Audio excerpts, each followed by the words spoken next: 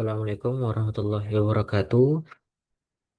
Perkenalkan, nama saya Mahesa, mahasiswa dari program studi Manajemen Informatika, Politeknik Negeri Sambas. Pada kesempatan yang berharga ini, saya akan mempresentasikan dan mendemonstrasikan hasil proyek tugas akhir saya yang berjudul Klasifikasi Tingkat Risiko Penyakit Hipertensi berdasarkan faktor demografi dan gaya hidup menggunakan algoritma Decision Tree.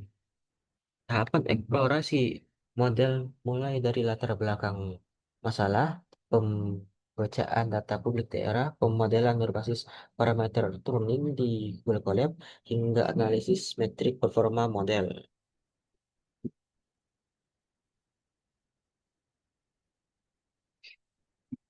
Mari kita mulai dari latar belakang. Mengapa kasus hipertensi ini sangat krusial untuk dibahas? Penyakit hipertensi atau tekanan darah tinggi secara klinis dikenal sebagai silent killer. Mengapa demikian? Karena patofisiologi penyakit ini sering berkali berkembang dalam tubuh penderita tanpa menimbulkan tanda-tanda atau gejala klinis yang kasat mata. Akibatnya, sebagian besar masyarakat baru menyadari bahwa mereka mengidap hipertensi setelah muncul komplikasi besar.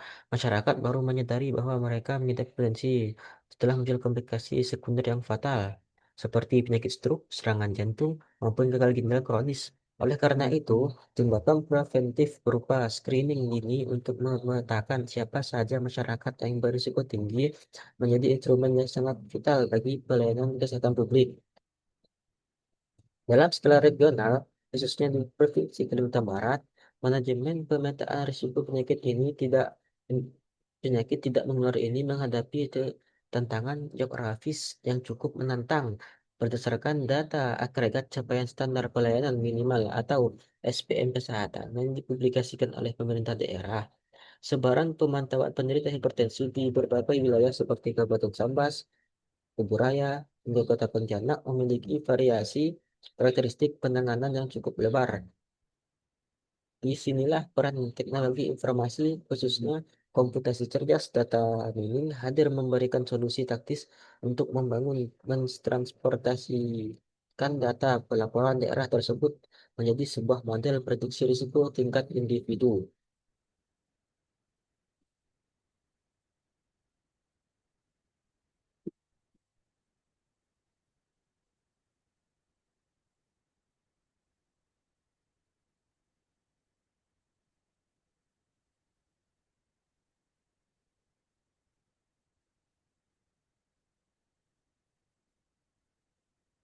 Untuk menjamin validitas ilmiah dari proyek ini, arsitektur data dan fitur rekam medis yang saya kembangkan merujuk pada kerangka penelitian nasional yang dimuat dalam Jurnal Edukasi dan Penelitian Informatika atau JEPIN tahun rilis 2022. Jurnal acuan tersebut membuktikan bahwa pemanfaatan variabel dan invasif seperti data demografi dan riwayat ia hidup manusia sangat efektif untuk dijadikan parameter komputasi algoritma pohon keputusan atau decision tree. Keunggulan utama dari algoritma decision tree ini dibandingkan algoritma machine learning lainnya adalah transparansi yang tinggi. Model ini menghasilkan aturan keputusan medis berbentuk hierarki pertanyaan logis yang sangat mudah dibaca dan diinterpretasikan oleh para tenaga medis di fasilitas kesehatan dasar seperti puskesmas. Selanjutnya, mari kita bedah aspek asal dan deskripsi dataset. Dari kewilayahan proyek ini diambil secara resmi dari portal satu data Provinsi Kalimantan Barat dengan nama file asal rekapitulasi penerapan SPM bidang kesehatan kabupaten kota. Dikarenakan data pelaporan instansi resmi di pemerintah mayoritas berbentuk data agregat wilayah atau jumlah total kasus per kabupaten, maka dilakukan sebuah pendekatan teknis komputasi downscaling. Kita menggunakan data sebaran wilayah kalbar tersebut untuk memberikan data sintetis tingkat pasien sebanyak 550 sampel baris. Setiap baris data memiliki satu profil pasien yang memiliki 5 variabel prediktor utama. Pertama adalah variabel usia dengan rentang kategori acak terkontrol dari 20 hingga 70 tahun yang mewakili faktor demografi. Kedua adalah variabel jenis kelamin. Ketiga adalah variabel keluarga untuk mengukur aspek faktor genetik penderita. Keempat adalah kebiasaan merokok. Dan kelima adalah tingkat obesitas indeks massa tubuh IMT. Kelima fitur ini nantinya akan dievaluasi oleh komputer untuk memprediksi target akhir kelas normal atau kelas hipertensi.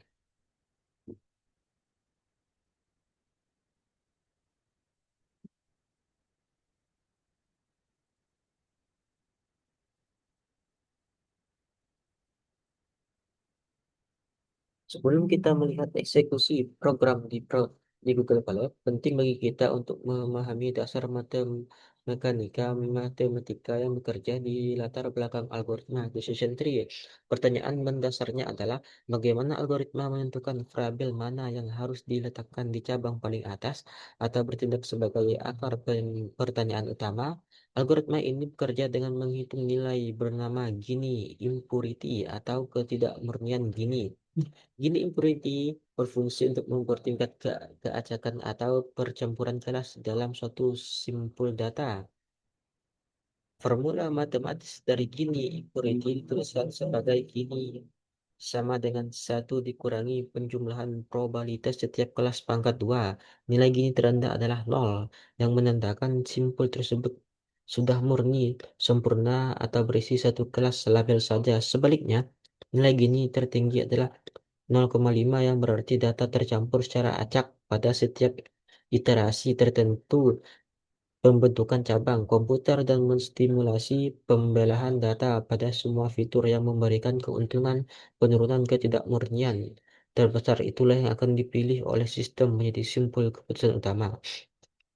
Namun, jika pohon keputusan dibiarkan tumbuh terlalu dalam tanpa tanpa batasan, pohon tersebut akan merekam seluruh detail keacakan data latih, termasuk data gangguan atau noise.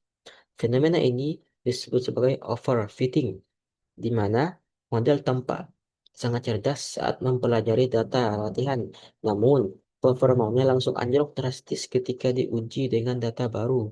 Solusi ilmiah untuk mengatasi kendala ini adalah dengan melakukan hyperparameter tuning, yaitu memberikan batasan tegas kepada pertumbuhan pohon melalui metode validasi silang otomatis.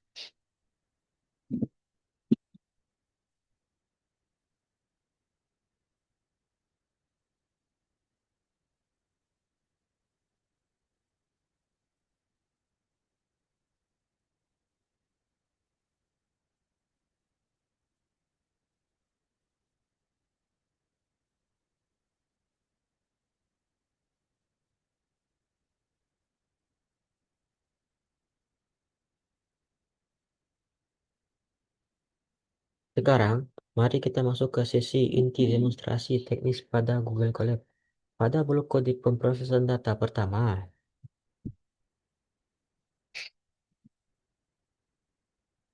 kita melakukan transformasi tipe data string teks menjadi numerik ter- terenkode agar bisa diproses secara matematis oleh komputer. Fitur binar seperti jenis kelamin dikon dikonversi menjadi angka satu untuk laki-laki dan 0 untuk perempuan.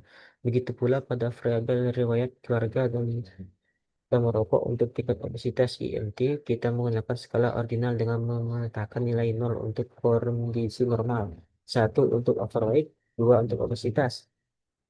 Sesuai petunjuk pengerjaan tugas, langkah krusial berikutnya adalah pembagian proporsi data. Kita menggunakan modul train test split dengan akurasi ketat 70% data latih dan 30% data uji dengan parameter penguji acak random state bernilai 42 untuk menjamin konsisten eksperimen. Hasilnya dari total 550 sampel pasien, sistem mengalokasi sebanyak 385 rekor untuk fase pelatihan pola pohon keputusan dan 165 rekor secara independen untuk pengujian validasi aksiom.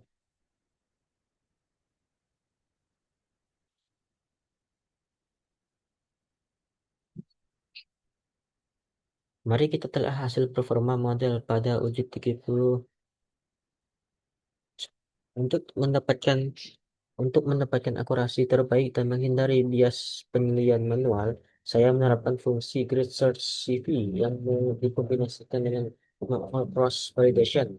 Kita menguji ruang kombinasi hiperparameter yang luas dan mencakup kriteria Gini dan entropi rentang kedalaman maksimum pohon dari skala 3, 5, 7, dan 10 hingga tanpa batas, serta batas minimum pembelahan sampel. Fungsi ini secara otomatis membagi data latih menjadi 5 subkelompok secara bergantian untuk menguji konfigurasi parameter mana yang menghasilkan rata-rata akurasi paling stabil. Dapat kita lihat bersama pada hasil keluaran eksekusi di layar.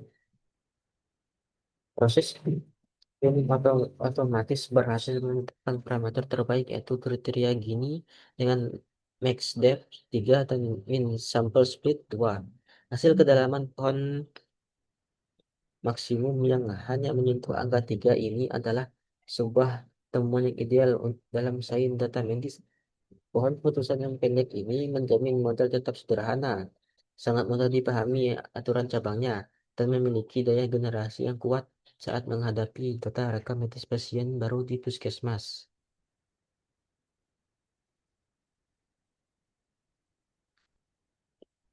Pada data uji 30%, model decision tree teroptimasi yang kita bangun berhasil mencatatkan nilai akurasi global sebesar 73,33%. Artinya, model mampu mengklasifikasi risiko pasien secara tepat sebanyak 121 kali dari total 165 skenario data uji independen. Jika kita bedah laporan klasifikasinya lebih rinci, kelas total 165 skenario data uji independen.